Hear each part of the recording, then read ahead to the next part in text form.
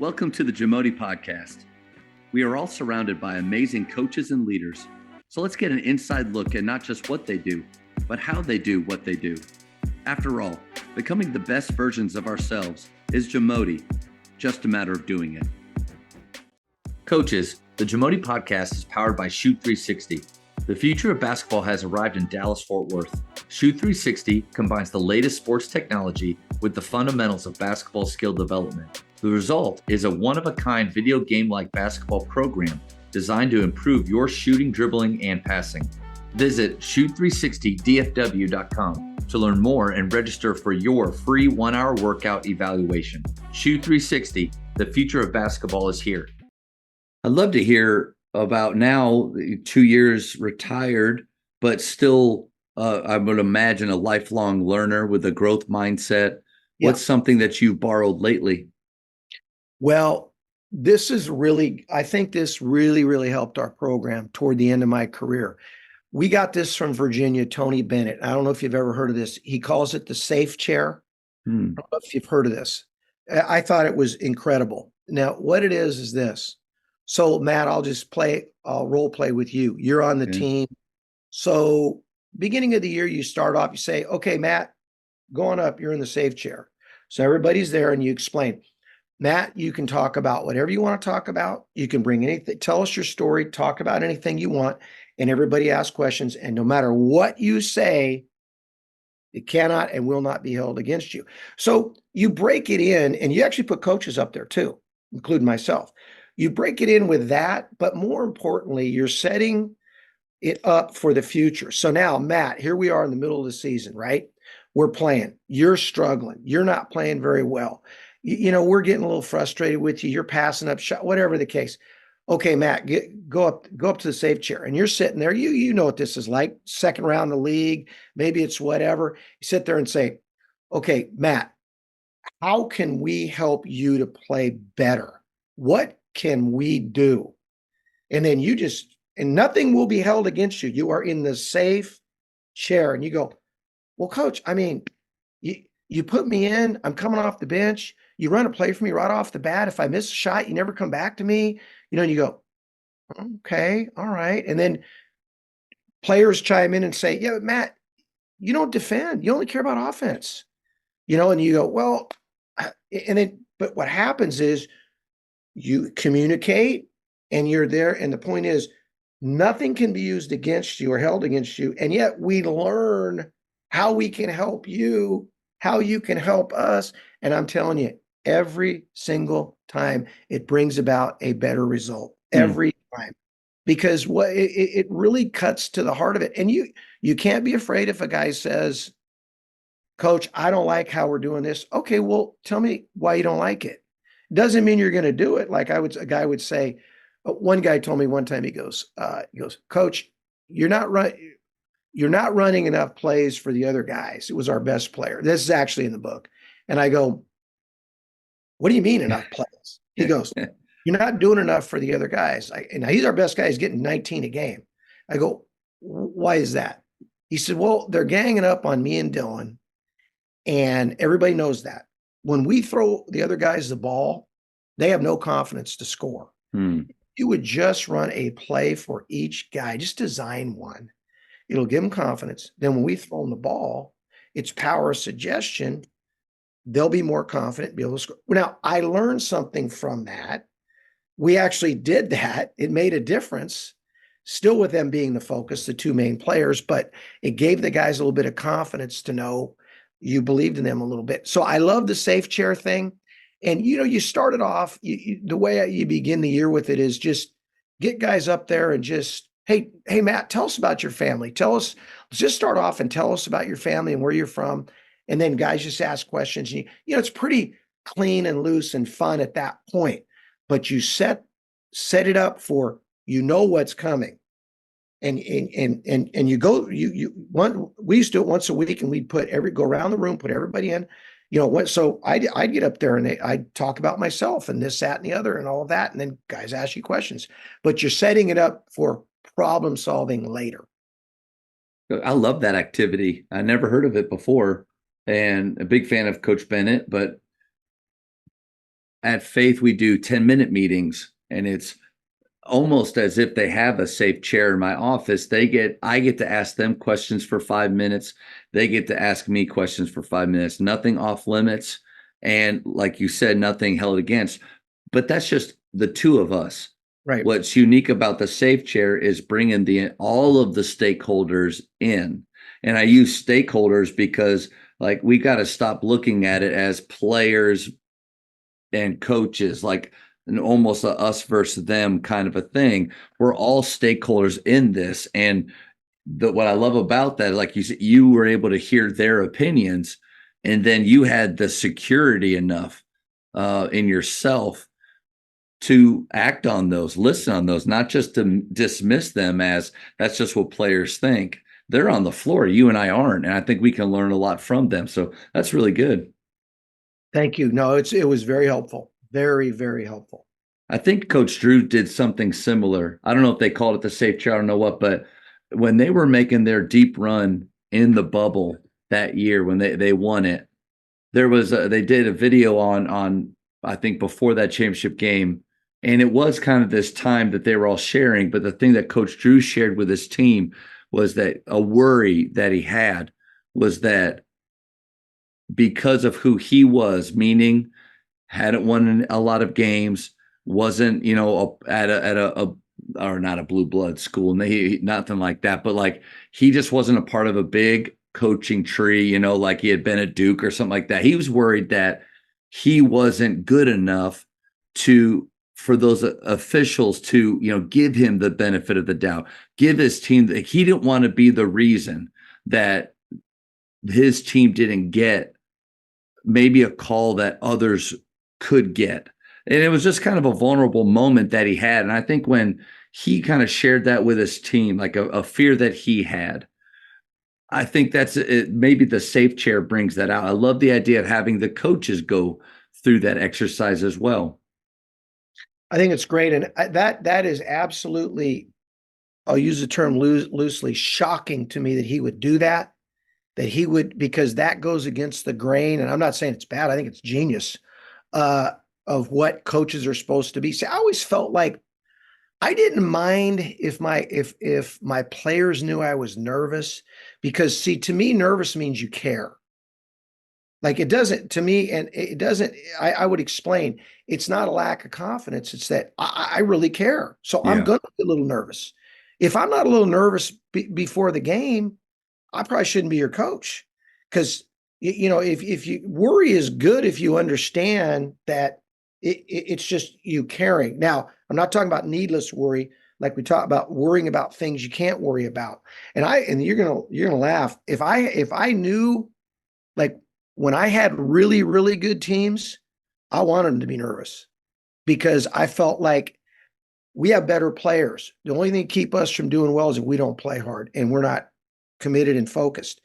I didn't like it especially when you have better players. We had a team that was 30-2 in junior college, and I knew we were better, and I didn't want us, even if we're playing a team that was 1-30. I wanted our guys a little nervous. Mm-hmm. So nervous, I'd say two types: the kind that motivates you and causes you to focus, and the kind that can drag you down and beat you down. And that's just because you're focusing on the wrong things, my opinion. Yeah, that edge that nerves can give you. You want to have that good edge. If you feel like your team that is talented doesn't have it, besides, you could go the fear route, as if you better do this or else. And that can work to a point, but how did you feel like over the years, if they didn't have the nerves or the edge that you wanted them to have, but they had the talent, how'd you help them get there? I told them before the season started, typically I would tell my team, and I tell every team, if you will allow me every single game that we play to convince you that we're underdogs, we got a great chance to be really good. And I'd say, no, I can convince you of that. I believe me, I can convince you, and I will. It's not me making something up. I'll believe it. So in other words, we're going to play a team that, let's say they're bottom of the basement or this. Well, Chris is hurt. Bottom line, we're playing there. Number two, Ah, they zone. Number three, we've struggled against the zone. Let's be honest. And bang, bang, ball, and the bottom line is, guys, we're the underdog in this game. I don't care what you say. We're the underdog for these reasons. I mean, I can come up with that pretty easily and say, and really, if you think about it, and I don't want to get too far off, but they always talk about how Jordan could always find a reason to convince himself that he was mad at something or the underdog or something to prove. I can do that with our guys, and I would say in advance, if you will allow me to convince you that we are underdogs every game, and I'll tell you why in very specific terms. I won't just say we're underdogs. I'll give you reasons, and you buy in, we got a chance. Because here's my thing, and a lot of people disagree. I believe this is kind of our phrase: prepare like champions, play like underdogs. I really believe that. You can watch in the NCAA tournament. The favorite many times comes in, afraid to make mistakes. And like, look, NC State right now, they're playing with house money. They're going, hey, you could watch them. They don't care. They came in the NCAA tournament. I mean, the ACC tournament. We don't care. It doesn't matter. Teams that are supposed to beat, oh my God, we're playing number 10. Oh my God. But if you allow me, like here'd be me with NC State. I'd say, look, guys, they're 10th in the conference. They got nothing to lose. Okay. They flat out are going to get after it. They got players, guys. DJ Horn's really good, right? Matt, you've guarded DJ Horn. Is he good? DJ Burns, is he good? Boom. Guys, they struggled because they got down a little early. I'm watching. They're starting to play better. They're going to come in completely focused. Guys, we are the underdog here. I want you to understand that. We are the underdog. I really believe that. Prepare like champions, play like underdogs.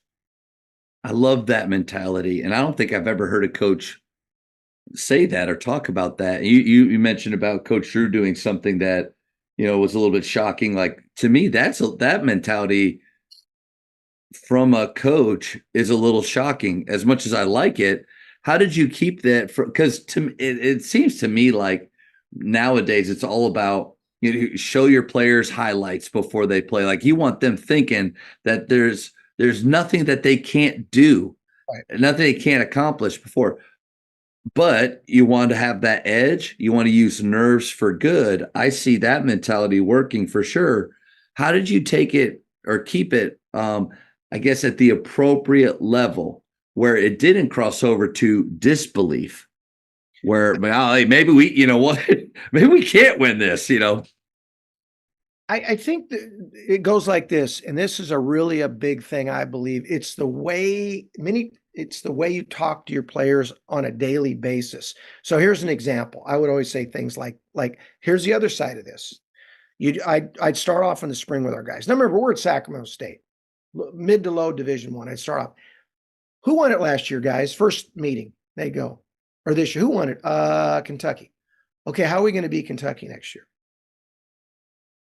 Do we have better players?